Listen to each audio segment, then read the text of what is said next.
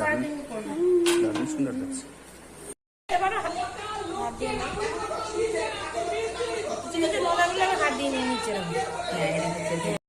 আমরা এখন দেখাবো কিভাবে ঘরোয়া পদ্ধতিতে আমের আইসক্রিম তৈরি করা হয়।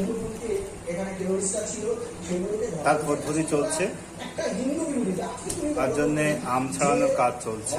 প্রথম পর্ব আম ছাড়ানো। গরম করে একটু কমিয়ে নিতে হবে যেন দুধটা একটু গাঢ় হয়। তৈরি করতে গেলে লাগছে চিনি, আমুল গুঁড়ো দুধ, পরিমাণ মতো লবণ, বাটার আর আমের এই অংশটা তো লাগবে।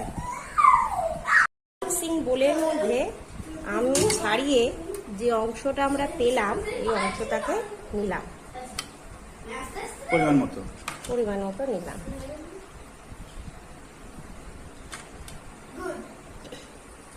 একটু লবণ দিলাম পরিমাণ মতো। বাটার দিলে জিনিসটা পাত্র থেকে তুলতে খুব সুবিধা হয়, সেজন্য এখানে আমরা বাটারটাকে ব্যবস্থা করি। দিলাম পরিমাণ মতো চিনি, দিলাম পরিমাণ মতো গুঁড়ো দুধ। এরপর গরম করে রাখা সেই গাঢ় দুধ 2 চামচ এখানে আমি দিলাম।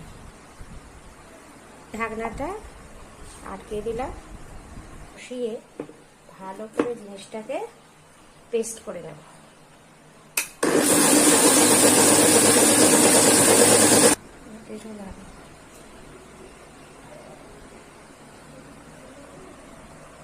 এই যে লেই অংশটা আমাদের তৈরি হলো, এটাকে আমরা এই যে কাপের মধ্যে আস্তে আস্তে কাপটাকে ভর্তি করব।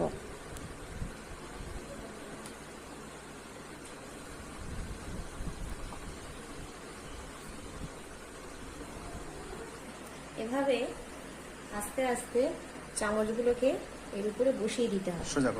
সোজা করে আমরা বসিয়ে দিচ্ছি। একটা করে প্রত্যেকটা চামচ মাঝ বরাবর দিতে হবে। মাঝ বরাবর দেবে। আইসক্রিমগুলোকে আমরা ডিপ ফ্রিজের মধ্যে 6 থেকে 7 ঘন্টার জন্য রাখবো।